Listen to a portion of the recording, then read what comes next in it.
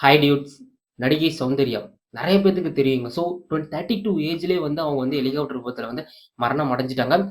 ரஜினிகாந்த் கூட நடிச்சிருக்காங்க, விஜயகாந்த் கூட நடிச்சிருக்காங்க, கமலஹாசன், அப்புறம் சிரஞ்சீவி, மோகன்லால் இந்த மாரி பெரிய பெரிய ஆக்டர்ஸ் கூட வந்து சின்ன வயசுலயே வந்து இவங்க நடிச்சு மிகப்பெரிய வந்து பேரும் எடுத்துட்டாங்க. அப்படியேப்பட்ட அந்த சௌந்தர்யா வந்து 2004ல வந்து ஹெலிகாப்டர் விபத்துல மரணம் அடைஞ்சாங்கல்ல. இங்க ஒரு ட்விஸ்ட்.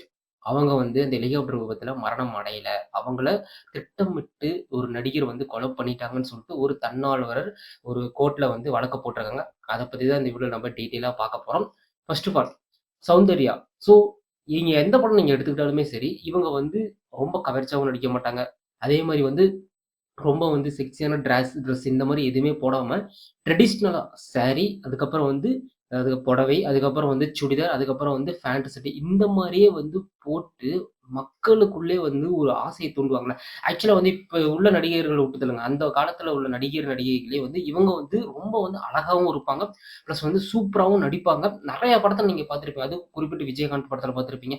அப்புறம் பாஷா படம் படையப்பா சம்திங் எனக்கு தெரியல. ரஜினி கூட ஒரு படம் நடிச்சிருக்காங்க. அதுக்கப்புறம் கமலஹாசன். இந்த மாரி முன்னணி நடிகர் கூட மட்டும் தான் வந்து இவங்க வந்து வொர்க் பண்ணியிருக்காங்க. ஸ்டார்ட்டிங்ல வந்து இவங்க வந்து தமிழ் படத்துல நடிச்சாங்கன்னு கேட்டீங்கன்னா, ஸ்டார்ட்டிங்ல வந்து இவங்க வந்து கன்னடம், தெலுங்கு அதுக்கப்புறம் வந்து மலையாள படத்துல நடிச்சு, அங்க எல்லாமே வந்து பேர் வாங்கிட்டு, அதுக்கப்புறம் தான் வந்து இவங்க வந்து தமிழ் இண்டஸ்ட்ரிக்குள்ளயே வந்தாங்க. தமிழ் இண்டஸ்ட்ரிக்குள்ள வந்தும் வந்து இவங்க வந்து அவ்வளோ பெரிய பேர் வாங்கிட்டாங்க. அந்த அளவுக்கு வந்து இவங்க நடிப்பு சூப்பரா இருக்கும்.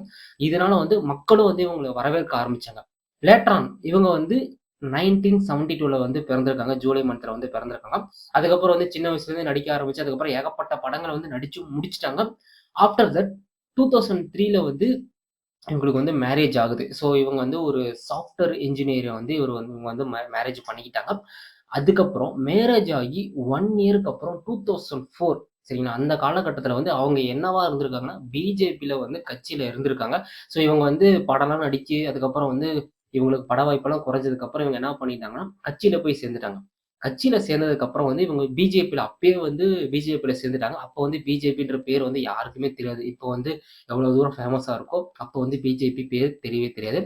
2004ல வந்து இவங்க ஒரு இடத்துல இருந்து இன்னொரு இடத்துக்கு, ஒரு இடத்துல தெலுங்கானாக்கு இவங்க போயிருந்திருக்காங்க. எதுல போயிருந்திருக்காங்கன்னு கேட்டீங்கன்னா, ஃப்ளைட் அதுவும் வந்து ஹெலிகாப்டர். ஹெலிகாப்டர்ல மினிமம் வந்து 6 டூ ஒரு 8% போலாம்.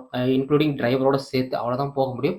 இவங்க, அப்புறம் இவரோட சகோதரர், அதுக்கப்புறம் வந்து டிரைவர் சேர்ந்து வந்து இவங்க ஹெலிகாப்டர்ல போயிட்டுருக்காங்க. ஹெலிகாப்டர்ல போயிட்டு இருக்கக்குள்ளயே வந்து என்ன பண்ணிருச்சுன்னா, அந்த ஹெலிகாப்டர் வந்து பிளாஸ்ட் ஆயிடுச்சு. அதாவது வந்து வெடிச்சிருச்சு. ஸோ, நமக்கு என்ன தெரியும்? கண்டிப்பா எதுவுமே தெரியாது.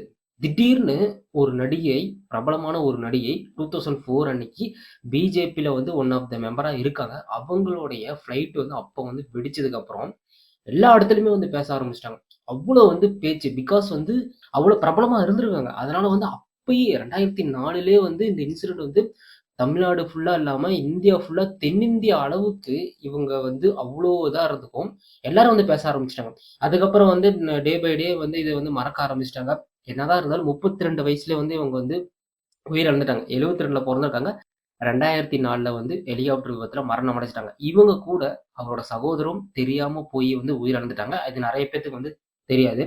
ஆஃப்டர் 21 இயர்ஸ்க்கு அப்புறம் இந்த இன்சிடென்ட்ல இப்போ ஒரு ட்விஸ்ட் வந்திருக்கு. எப்போ 2004ல நடந்த இன்சிடென்ட்க்கு இப்ப 2014, 2024 முடிஞ்சு 2025ல கரெக்ட்டா வந்து ஏப்ரல் மந்த் கிட்ட வரப்போது. இப்ப ஒரு தன்னால்வர். அவர் என்ன பண்ணியிருக்காருன்னா, நடிகை சௌந்தர்யா வந்து இறக்கல. அவங்க வந்து ஹெலிகாப்டர் விபத்துல வந்து மரணம் அடையல. அவங்கள திட்டமிட்டு ஒரு நடிகர் வந்து வேண்டுமென்றே வந்து கொலை பண்ணிட்டாங்க. அதாவது ஒரு கொலை அப்படின்னு வந்து தெளிவா வந்து கோர்ட்ல வந்து கேஸ் போட்டிருக்காங்க. அப்படி அவரு என்ன கேஸ் போட்டாருன்னு கேட்டீங்கன்னா, "நான் ஒரு சமூக ஆர்வலர்.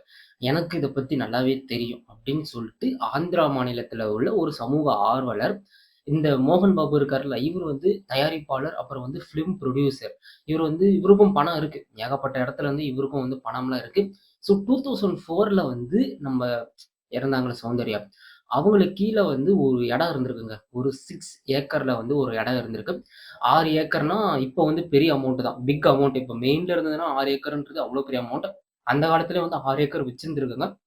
அதுவும் வந்து ஒரு ஜிலேபி பள்ளின்னு சொல்லிட்டு ஒரு பர்ட்டிகுலர் ஒரு பிளேஸ்ல 6 ஏக்கருக்கு சௌந்தர்யா தரப்புல வந்து ஒரு இடம் இருக்கு. அந்த இடத்த வந்து இவங்க போய் கேட்டிருந்திருக்காங்க. அந்த இடத்த வந்து எனக்கு குடுத்துருங்க. அதாவது யாரு? மோகன் பாபு. கேட்டிருக்காரு. பட் அவங்க வந்து மறுத்துட்டாங்க. யாரு? சௌந்தர்யாவும் மறுத்துட்டாங்க. அவரோட சகோதரர் அமர்நாத் அவரு பேரு. அவரும் வந்து மறுத்துட்டாங்க. அதுக்கப்புறம் வந்து இவங்க அர்ஜென்ட்டா வந்து என்ன பண்ணிட்டு இருந்திருக்காங்கன்னா, பெங்களூர்லருந்து தெலுங்கானா ஒரு ஹெலிகாப்டர்ல வந்து போயிருந்திருக்காங்க. பிகாஸ் வந்து அப்பயே வந்து இவங்க கொஞ்சம் வந்து ரிச்சான ஃபேமிலின்னு தான் வச்சுக்கோங்களேன். அதனால வந்து தனிப்பட்ட முறையில வந்து இப்ப பிரைவேட் ஜெட்ல எத்தன பேர் நெறைய பேர் போறாங்களா, அந்த மாரி இவங்க தனிப்பட்ட முறையில ஹெலிகாப்டர்ல வந்து போயிருக்காங்க. அப்படி போயிட்டுருக்குள்ள வெடி விபத்துல வெடிஞ்சிருச்சு. இதுல இந்த ஹெலிகாப்டர் இருக்குல்ல, அது வந்து வெடி விபத்து இல்ல. இது வந்து திட்டமிட்டு வந்து மோகன் பாபு அவங்க போன வந்து ஹெலிகாப்டர்லயே வந்து என்ன பண்ணியிருக்காங்கன்னா, பாம்ப் செட் பண்ணியிருக்காங்க. அப்படின்னு சொல்லிட்டு ஒரு அதிர்ச்சியான நியூஸ வந்து அவரோட இதுல இப்ப கோர்ட்ல போயிட்டு சமன்படுத்துவாங்கல்ல. ஸோ ஒரு வழக்கு போடுற மாரி இருந்தா கண்டிப்பா வந்து அதுக்கு எவிடன்ஸ் வேணும்ல. அந்த எவிடன்ஸ்ல இவரு குறிப்பிட்டு சொன்னது இதுதான். இந்த நிலத்துக்காக தான் வந்து அவங்க 2 பேத்தையுமே வந்து மோகன் பாபு என்ற தயாரிப்பாளர் மற்றும் நடிகர் வந்து என்ன பண்ணிட்டாங்க, கொலை பண்ணிட்டாரு. அப்படின்னு சொல்லிட்டு அதுல வந்து குறிப்பிட்டிருக்காங்க. அத குறிப்பிட்டதுக்கு அப்புறம் வந்து தென்னிந்தியாவே, அதாவது தென்னிந்தியால வந்து அவ்ளோ பெரிய ஃபேமஸானவர் தான். அவரு இப்படி பண்ணிட்டாரான்னு சொல்லிட்டு ஏகப்பட்ட இடத்துல இருந்து இத பத்தி வந்து கொஸ்டின் எழுப்ப ஆரம்பிச்சுது. அதுக்கப்புறம் வந்து நெறைய இடத்துல இருந்து பேசவே ஆரம்பிச்சுட்டாங்க. ஸோ இதுதான் ரீசன் சொல்ட்டு அவரு தெளிவா சொல்றாரு. இது மட்டும் இல்லாம சௌந்தர்யா இருக்காங்கல்ல, ஸோ அவங்களோட டாடி, அதாவது அவங்களோட அப்பா வந்து என்ன அவரோட தனிப்பட்ட கருத்துல என்ன சொல்லியிருக்காருன்னா, அவரு வந்து என்ன பண்ணியிருக்காருன்னா, ஜோசியம் பார்த்திருக்காராம். எப்போ வந்து 2003 சம்திங்ல வந்து அவரோட அப்பா வந்து ஜோசியம் பார்த்திருப்பாங்க. மேக்ஸிமம் வந்து எல்லாருமே வந்து ஜோசியம் பார்ப்பாங்க. அந்த சமயத்துல வந்து ஜோசியம் பார்த்திருக்கக்குள்ள வந்து கல்யாணம் ஆனதுக்கப்புறம் சௌந்தர்யா வந்து கண்டிப்பா வந்து உயிரிழந்துருவாங்க. ஏதோ ஒரு விபத்துல சீக்கிரமா வந்து உயிரிழந்துருவாங்கன்னு சொல்லிட்டு அந்த ஜோசியக்காரர் வந்து கூறியிருக்காரு. அந்த மாரியே வந்து ஆஃப்டர் மேரேஜ்க்கு அப்புறம் 2003ல மேரேஜ் ஆச்சு. ஸோ 2004 ஏப்ரல் 17 அன்னைக்கு வந்து அதாவது விமான விபத்துல வந்து உயிரிழந்துட்டாங்க. ஸோ அத வந்து அவங்க அப்பா வந்து குறிப்பிட்டு வந்து சொல்லியிருக்காரு. இதுல இன்னொரு ஒரு ட்விஸ்ட் என்னன்னு கேட்டீங்கன்னா, அந்த விமான விபத்துல வந்து உயிரிழந்தாங்கல்ல, அப்போ வந்து அவங்க வந்து பிரெக்னன்ட்டா இருந்திருக்காங்களாம். ஸோ பிரெக்னன்ட்டா இருக்கக்குள்ளயே வந்து அவங்க வந்து உயிரிழந்துட்டாங்க. ஸோ மொத்தம் டிரைவர், அதுக்கப்புறம் வந்து இவங்க 2 பேரும், அப்புறம் ஒரு சிசுவோட சேர்த்து மொத்தம் 4 பேர் சம்திங் 5 பேர் வந்து அந்த விமான விபத்துல வந்து உயிர் இழந்திருக்காங்கன்னு வந்து கூறப்படுது. ஆஃப்டர் 21 இயர்ஸ்க்கு அப்புறம் இது அதாவது 2004ல நடந்த விஷயம். இப்போ 2025ல வந்து இப்போ அது வந்து பேசப்படுற பொருளா இருந்திருக்குன்னா, இங்க ஏதோ ஒரு பாயிண்ட் ஒண்ணு இருக்கு. இவ்ளோ நாள் பேசாம ஒரு விஷயம், இப்போ வந்து திடீர்னு வந்து எதுக்கு வந்து அவரு கோர்ட்ல கேஸ் போடணும்? எத்தன நாளா கேஸ் போட்டுறாங்கல்ல. இத்தன நாளா கேஸ் போடாம இப்ப எதுக்கு கேஸ் போடணும்? மேபி ஏதோ ஒரு விஷயத்த மறைக்கிறதுக்காக ஒரு இன்னொரு விஷயத்த வந்து நம்ம வந்து பேசும் பொருளாக்குனா, அந்த விஷயத்த நம்ம மறந்துருவோம். ஸோ இதுதான் மக்களோட இயல்பு. மேபி அங்க ஏதோ ஒரு விஷயம் நடந்திருக்கு. அத மறைக்கிறதுக்கு இந்த ஒரு விஷயத்த வந்து நம்ம வந்து சொன்னா, கண்டிப்பா வந்து எல்லாரும் இங்க திசை திரும்பிருவாங்களோன்னு சொல்ட்டு ஒரு இக்கு. அந்த இக்குன்னு இருக்குல்ல, அது மாரி கூட நடந்திருக்கலாம். ஒருவேள வந்து உண்மையா கூட இருந்திருக்கலாம். ஸோ பட் எனிவே ஈ அதாவது மோகன் பாபு தரப்புல என்ன கூறப்படுதுன்னு கேட்டீங்கன்னா, இது முழுக்க முழுக்க என்னோட பேர வந்து கெடுக்கிறதுக்கு, அதாவது என்கிட்ட இருக்க பணத்த வந்து புடுங்குறதுக்கு எல்லாரும் செய்ற ஒரு சதி. இது வந்து ஒரு பொய்யான ஒரு தகவல். எனக்கும் வந்து அந்த விமான விபத்துக்கும் எந்த ஒரு சம்மந்தமும் இல்லன்னு சொல்ட்டு, யாரு? அந்த மோகன் பாபு இருக்கார்ல, ஃபிலிம் புரொடியூசர் அண்ட் ஆக்டர். அவரு வந்து தெளிவா வந்து சொல்லியிருந்திருக்காங்க. ஆஃப்டர் தட் இவங்க இறந்ததுக்கு அப்புறம் வந்து மோகன் பாபு என்ன பண்ணியிருக்காருன்னா, அந்த இடத்த இருக்குல்ல, ஜிலேபி பள்ளின்ற ஒரு இடத்துல 6 ஏக்கர் நிலத்த வந்து இவரு வந்து ஆக்கிரமிச்சுட்டாரு. ஆக்கிரமிச்சுட்டு இவரு வந்து அந்த இடத்துல வந்து வாழ்ந்துட்டு இருக்காரு. ஸோ அந்த இடத்த ஆக்கிரமிச்சதுக்கு அப்புறம் அவரு தானே வாழ்வாரு.